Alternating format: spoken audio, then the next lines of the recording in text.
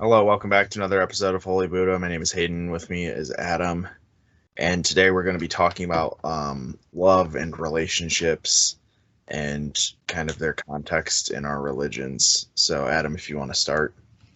All right. So obviously, love has myriad denotations. The kind that we're specifically planning on talking about is like relationships, like romantic relationships. So obviously, love is literally the foundation of the Bible through Jesus's teachings, through normal relationships seen throughout it, and through the love that God demonstrates and the love that we have for Him in turn.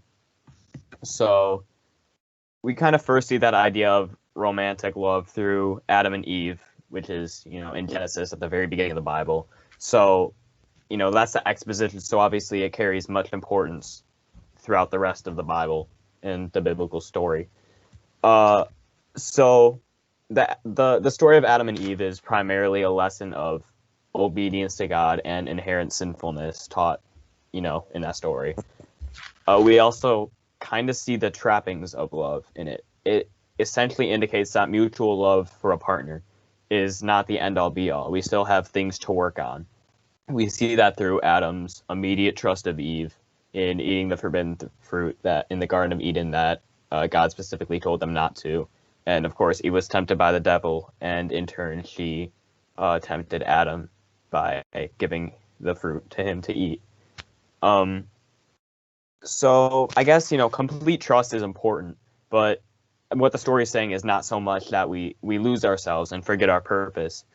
Later in the Bible, kind of post-resurrection, the idea of celibacy begins to come into play, that devotion to God should be enough for us and something that we strive for. That we don't really have time to form those kind of relationships. I mean, today, priests in the Catholic Church can't get married because, they devote their life to God. But at the same time, I think through your partner, you can become closer to God, or at least become godlier in your mannerisms. You can kind of learn how to, manage emotion and conflict in a healthy way. And you can also practice your devotion to whatever spiritual deity or figurehead you believe in, depending on what your partner believes, or even if they don't, share your same religious beliefs. Mm-hmm. You still have the opportunity to spread your values to a family, and thus kind of continue the cycle through progeny. The Apostle Paul, who was the apostle who kind of emphasized celibacy, I don't think, he was saying don't have fun. Rather, don't get too distracted that you leave behind your faith or put someone over your personal values, which likely coincide with, your religious values. Mm-hmm. Yeah, what you were saying about the Apostle Paul, that's really similar to what the Buddha said. Buddhism, one of the main teachings in Buddhism is what's called the middle path or the middle way, which is essentially a path between asceticism and hedonist kind of hedonism. And what an ascetic was an ancient kind of Indian Brahmin that would deprive him or herself of all necessary pleasures and some basic requirements. They would starve themselves. They wouldn't bathe. They would be subject to self-induced poverty and homelessness. And the Buddha tried that for roughly 6 years until he decided that that wasn't the correct way, and he sat beneath the Bodhi tree and eventually became enlightened. And what the middle path is saying is that we don't need to deprive ourselves of pleasure, but we don't need to overindulge in pleasure. And one of the main pleasures he was talking about was romance. In certain traditions, it depends on the tradition, but monks and nuns are not allowed to marry, and sometimes they are. It really just depends. And also celibacy is sometimes necessary. Some monks even actually refuse to touch women. That's mostly a practice of Tibetan Buddhism. However, you can find it in any of the three major sects of Buddhism. And romance is definitely not forbidden, and especially love is not forbidden. I mean, you don't get a more love-based religion than Buddhism. The Buddha said multiple times in many suttas in the Dhammapada and the Pali Canon and all these holy texts, that the way to enlightenment is the unconditional love of all living things, whether they be worms and fish, or human beings. No matter how insignificant you might see a living thing, you need to love it, and it's incredibly important. And he also taught that compassion and being compassionate are ways towards enlightenment. So yeah, I do think that that I agree with you that love is an incredibly integral part of religion as a whole, but specifically from what I've seen of Buddhism. Yeah, I guess that kind of gets me thinking too, where do we draw the line when it comes to designating, a relationship as like a comfort almost, to, to not be put above, spirituality. But at the same time, that's an emotional relationship. That's, a person you're devoting yourself to. So what extent of, devotion do you pay to them in relation to what you pay to your spirituality? I guess in terms of the Bible, it's not like it discourages one from being in a relationship. In fact, it pretty much says the opposite. The seventh commandment is thou shalt not commit adultery. Why even include that in there if you're going to preach the converse? Right. And furthermore, we believe that those commandments are from God himself. Like, we were given these gifts of love and procreation, so why would we squander them? God doesn't want people to not have fun. He just, as you were talking about with Buddhism, doesn't want someone to forget themselves and their relationship with God in the process. I mean, like, of course, if you're in a relationship, give it your all, devote yourself to that person, but don't in turn alienate yourself, I guess. Yeah, that's the same with Buddhism. Is the middle path is saying it's fun to have a delicious meal. It's fun to be in love with someone, and it's fun to have interesting little knickknacks and a small amount of material possessions, but you don't need to indulge and overindulge in these things all the time, as they're a distraction. I recently read a book by a YouTuber by the name of Nick Kyeolmavong, who is a Buddhist monk. It's called The Buddhist Cleanse, and he talks about kind of a way to improve your life and almost reset in 24 hours. And a couple of the things he was saying was, obviously, stuff like don't kill, don't use drugs, don't steal, stuff like that. And then he got into refrain from sleeping in a incredibly comfortable or high or luxurious space, and refrain from using perfume or jewelry, refrain from excessive entertainment, stuff like that. So he makes it very clear in the book. He literally says, like, I'm not trying to tell you not to have fun. I'm just telling you to be mindful of how much fun you're having. It's not like Buddhists are never allowed to watch TV or like go to the movies or get married and have boyfriends or girlfriends. It's just that it's important to realize that while those things can be incredibly fulfilling and incredibly can make us feel incredibly happy, that feeling is impermanent, and we can enjoy those things, but once those take over our lives and take over our ultimate pursuit of enlightenment, then that's when they should be discouraged. Not even eliminated, but enjoyed in moderation. Moderation, yeah.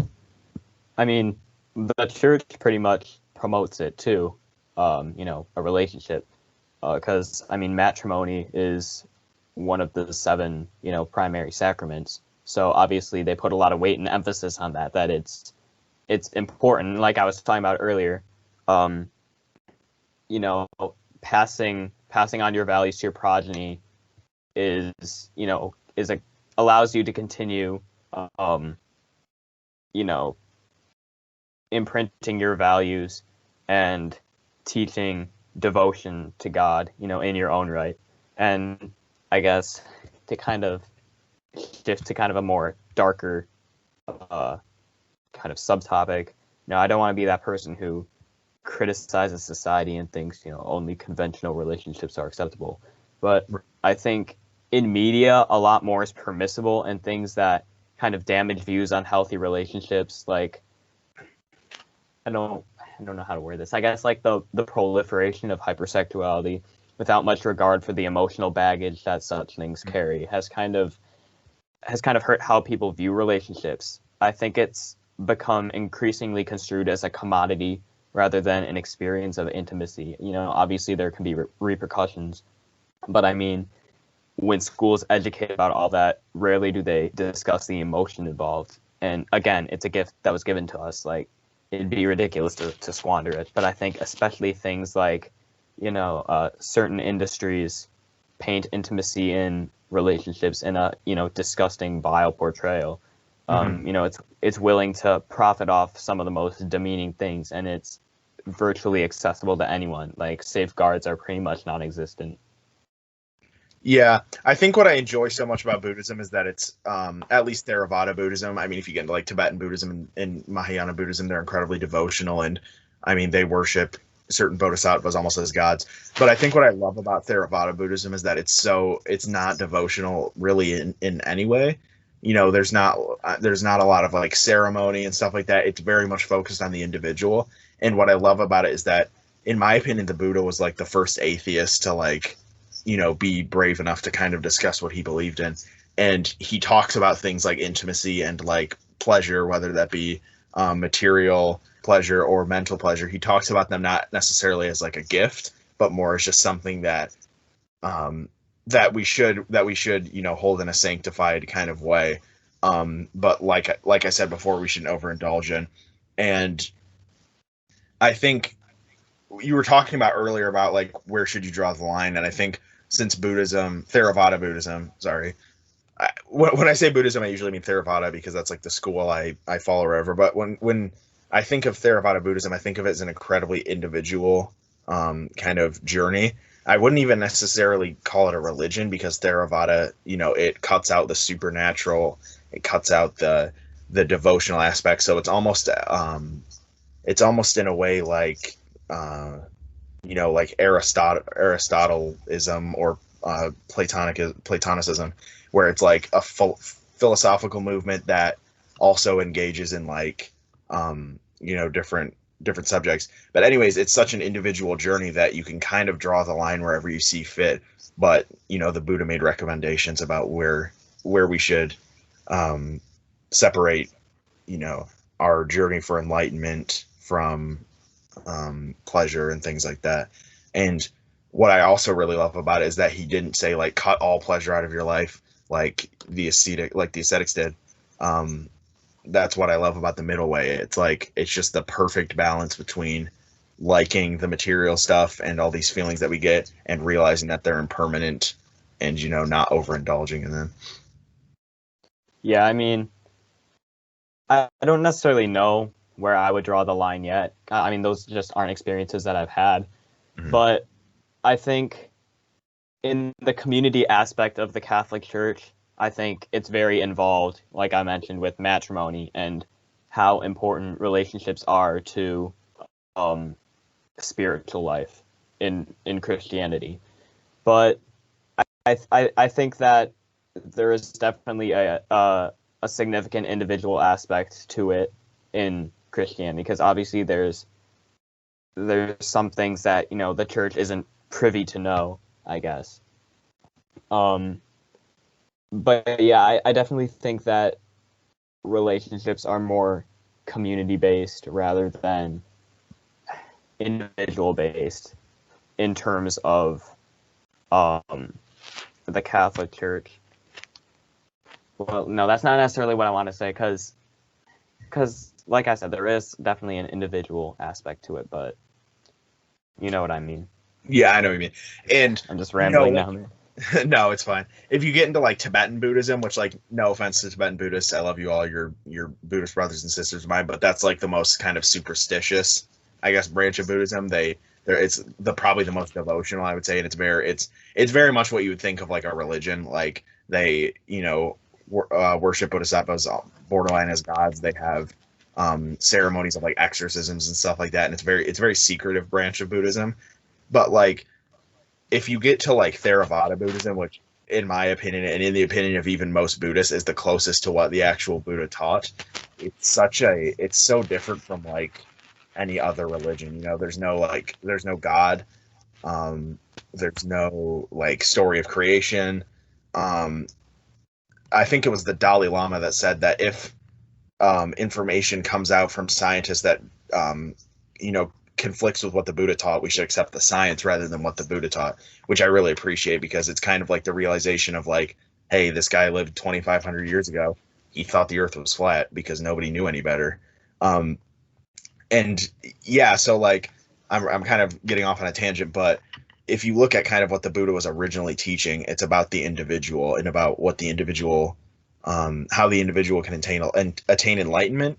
So yeah, there's no like, I don't know about Christianity, like how it is in Christianity, but there's really no clear cut path about like where we should draw the line. There's just a general idea, a generally good idea about, you know, like the middle way and stuff like that. I mean, I think there is a bigger push now with the, you know, diminishing of traditional Catholicism. I think there's a bigger push to actually draw a line and establish, you know, clear-cut designations. But I think individually there is a middle way rather than just a straight path. I mean, that's basically what Jesus taught. He basically said, you know, take different roads. Don't, you know, don't travel the main path with everyone else, which, you know, he lived by that too. That's basically why he was crucified. And yeah, so I mean, that's pretty much all I got. I know that was brief, but Yeah. is there anything that you want to add? I just want to say, like, I'm not trying to act like Buddhism is like superior or anything, but like I think the middle path really can apply to everyone. Like if you just look at it secularly, like don't obsess over meaningless stuff, but or not meaningless stuff, but don't obsess over pleasure, but don't deprive yourself of pleasure. And yeah, like you said, like Jesus lived the path that he spoke, and so did the Buddha. The Buddha lived it so you know, not brutally, but so incredibly like truthfully, like he adhered to it so strongly. And that was something that interested me in Buddhism, is like this guy must have, you know, had some sort of truth if he gave up a life as like a super rich prince to become like a homeless wanderer. And you know, there was that aspect, and also the aspect of like it's not like asceticism. You can engage in pleasurable activities, you can have relationships, and you can you know, buy cool stuff, and you can go to the movies and just kind of have some fun. But you always need to remember that like that stuff is impermanent, so you can't draw, you know, an excessive amount of pleasure, an excessive amount of meaning from like the car you drive or the things you own. Yeah, I agree. Essentially, just, you know, you can enjoy, you know, material things and things of this earth, but ultimately don't let that overshadow your spiritual relationship. Mm-hmm. So, yeah. Yeah, that's pretty much all I have. Yeah, I know that was kind of brief, and we kind of went off on tangents, but that's kind of what I like about this channel, is we don't have to stick to the subject. We can kind of weave in and out. It's a, you know, like a quilt almost, of just like different ideas that kind of relate to each other, and sometimes we'll go off on tangents, and that's really what I enjoy about this. Not to like reflect or anything, but yeah, I really enjoy that. Not only that we as people from completely different religions and completely different religious backgrounds can like get together and just have like a civil conversation, and even have people join us, which is, you know, amazing. It kind of shows that that religious extremism is like the most minority of the minority, and that, you know, we're humans, and we're all compassionate, you know, deep down perhaps, but we're all compassionate. We all want to get along, and it ties into the theme of love. You know, I was just a couple episodes ago, I was talking about a picture that I saw that was a bunch of quotes from different religions that essentially all had the same meaning of like the golden rule, you know, do to others what you have done to you. And it kind of made me realize that, like, you know, we might worship gods, or in my case, we might not worship gods, and we might have different rituals, or in my case, no rituals. But in the end, we all want the same thing, and that's to love others and to be loved. Yep. No, I mean, I think reflection at this point is beneficial. I mean, it's great that we've made it. You know, what are we, 8 episodes in? I believe so. Something like that. I mean, you know, we have stuff to refer back to. I personally think this is going really well, and we of course thank all our fans and all our supporters, and of course, you know, anyone that wants to come on the show anytime is welcome. We'd love to have you too. Please reach out to us. We love guests. Yes. The episodes with Sean and Kadesha, bro, those were so fun. Yeah, I know. Good conversation. Good conversation, and it's honestly just great to do something different and like talk to someone that has like maybe a similar point of view to us or a completely different point of view. If you're of a religion that we haven't covered, or even of a religion that we have covered, please like reach out to us. We'd love to have you on and kind of talk about it. Yeah, I mean, talking to each other is great, but you know, we get off on tangents sometimes, and it can get exhaustive, and you know, right? We talk a lot, so there's not much that we don't know about each other's respective religions. So it's funny because you say that like there is a lot that we know, yet there's like we can fill volumes of stuff that we don't know. I have no clue about Catholicism, and it seems like I do because we've talked so much about it, but like, dude, I have no clue, and it's amazing that I'm aware that I have no clue, and thereby I'm kind of like open to learning, I guess. Yeah, I mean, I think I understand like your core principles because of the similarities to Catholicism, but there's still is so many untapped wells of conversation and knowledge. And that's another thing. If anyone has any suggestions for what you want us to talk about too, we'd be open for that. Oh yeah, totally. I mean, there's not really many subjects that we wouldn't cover. But yeah, that's what's so great about this channel is like we have so much to learn, and we have so much time to learn it. So it's like, you know, it's such a great opportunity to become better people and to learn more about other religions. And even I've learned, you know, a fair amount about my religion. So yeah, just talking to people of other religions just make you realize how similar everyone is. Yeah, I mean, honestly, I haven't gone into too much research, but I think I've really started coming to an understanding about my own personal beliefs and what I really want out of Catholicism, which, you know, we talked about that a ton in the first episode about, you know, what we wanted out of this podcast. And, you know, while it's never going to be totally fulfilled, I think, you know, every episode is a step in the right direction in learning more about ourselves. So as much as it's a community journey with all of us, you know, it's definitely a personal journey for each of us too. I mean, I can't speak for you, but no, I totally agree.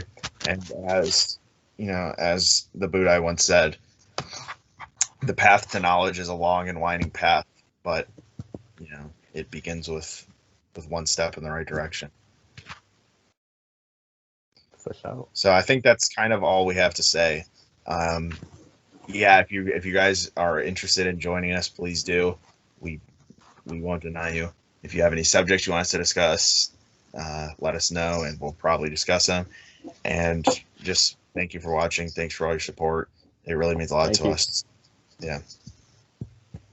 We hope to see you next week, of course. We do. Yep. We haven't got any guests lined up, but I'm trying to, you know, get more people to join us. So yeah, stay tuned. And like I said, I'll say it a million more times if you need me to. We want you on the show, so please ask to join us. But yeah, thank you for watching. Rate, comment, subscribe, and we'll see you next time.